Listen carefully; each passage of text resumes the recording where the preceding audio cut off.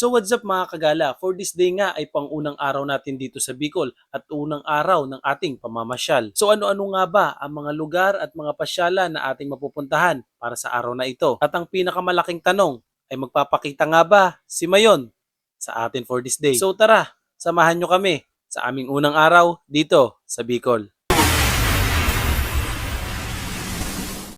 So what's up nga mga kagala? So alas 10 nga ng umaga nang tayo ay umalis dito sa ating tinutuluyan para syempre mapuntahan na yung mga dapat puntahan natin na pasyalan. At una nga nating pinuntahan itong napakasikat na Kamalig Bypass Road. Pero medyo minalas nga lang tayo mga kagala dahil nga for this day ay hindi nagpakita si Mayon. Kaya nga nag-video na lang kami at nag-picture sa Kamalig Bypass Road na ito. Pagkatapos nga nito ay umalis na rin kami para puntahan ang isa sa pinakasikat at dinarayo dito sa Bicol, ang Cagsawa Ruins. Actually mga kagala ay pangatlong beses ko na nga na makarating dito sa Cagsawa Ruins na ito. Dahil nga sa nakaka-relax ang lugar na ito at pang Instagrammable nga din talaga ang kuha ng mga video at mga litrato dito. Pero isa nga rin talaga sa dahilan mga kagala kung bakit binalikan ko ang Cagsawa Ruins na ito ay gusto kong masubukan ang ATV at ang zipline na meron dito sa Cagsawa Ruins. May mga magtatanong at mag-aalok sa inyo nito mga kagala pero kami nga ay mas pinili namin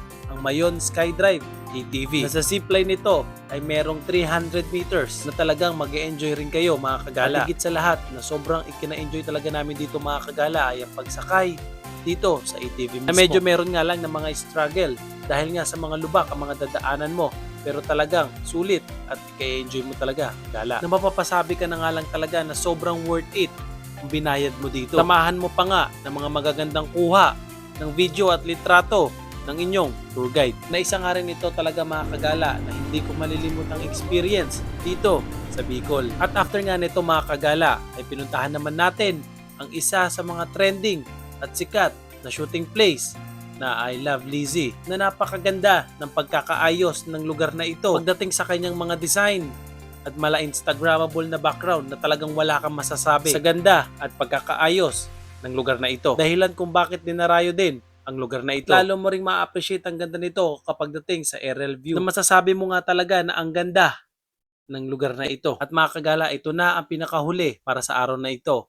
Ang isa sa historical na church dito sa Daraga na talagang ma-amaze ka sa lugar na ito at sa pagkakagawa nito na tila ba'y binabalik ka sa nakaraan mo. At talagang pang Instagrammable nga din ang datingan ng simbahan na ito. Lalo na nga kapag visible ang Mayon ay talagang napakaganda at perpekto ng simbahan na ito. So sa unang araw pa nga lang talaga mga kagala ay sobrang nag-enjoy na tayo. Bagamat hindi nagpakita sa atin si Mayon pero hindi naging hadlang yon para hindi tayo ma-relax at ma-enjoy sa araw na ito. So ito ang mga napuntahan at na-experience natin para sa araw na ito mga kagala. So paano mga kagala?